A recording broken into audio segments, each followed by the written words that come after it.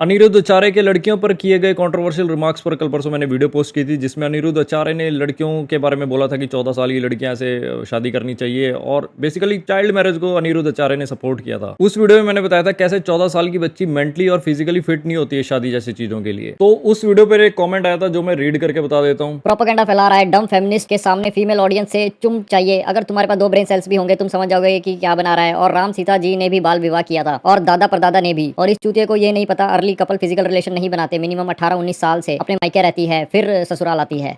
मतलब भगवान राम और सीता जी का नाम लेके तू सोच रहा है कि तेरा पॉइंट बड़ा जस्टिफाइड लगेगा। अबे 2 चाटे मारूंगा ना, सारी की सारी तेरी चाइल्ड मैरिज की फैंटेसी उतर जाएगी। मतलब जस्टिफाई कैसे कर रहा है कि मेरे परदादा ने भी कराई थी, मेरे दादा ने भी कराई थी। अबे तभी तो तेरे जैसा सतरंगी चूतिया पैदा हो गया आगे चल के।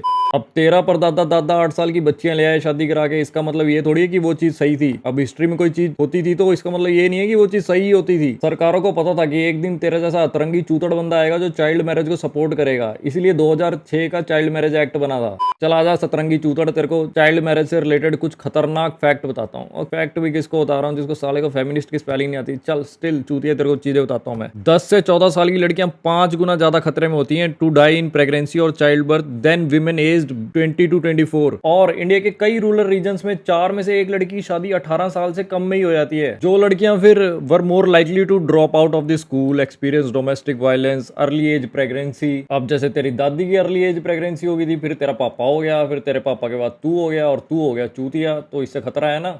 और रूरल रीजन से याद आया, तेरे पापा अनिरुद्ध की जो ऑडियंस है वो रूरल इंडिया से बहुत ज्यादा आती है, तो वो तो इन्फ्लुएंस हो जाएंगे ना उसके बयान से। और छोड़ भाई, इसके बाद मैंने तेरी प्रोफाइल खोल ली। बता दूं तेरी प्रोफाइल के बारे में लोगों को। चल अब तेरी खोल ही लिया तो अच्छे से फाड़ ही देता हूं तेरी। तूने एक ये पोस्ट डाली हुई है।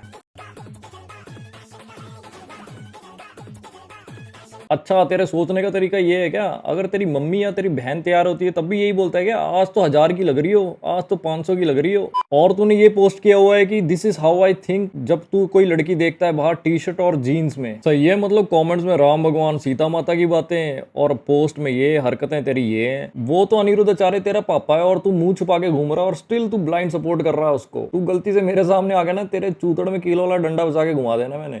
चल ठीक है, अब मैं जा रहा हूँ और अब सोच समझ के कमेंट करिए और सोच समझ के पोस्ट किया। अगर तेरे विमेन को लेके जितने भी तूने खतरनाक रिमार्क्स दिए ना, सबके स्क्रीनशॉट और सब कुछ डाउनलोड करके बैठा हूँ और वो इनफ है तेरी रात थाने में लगवाने के लिए और तेरी गांड पर पटे मारने के लिए।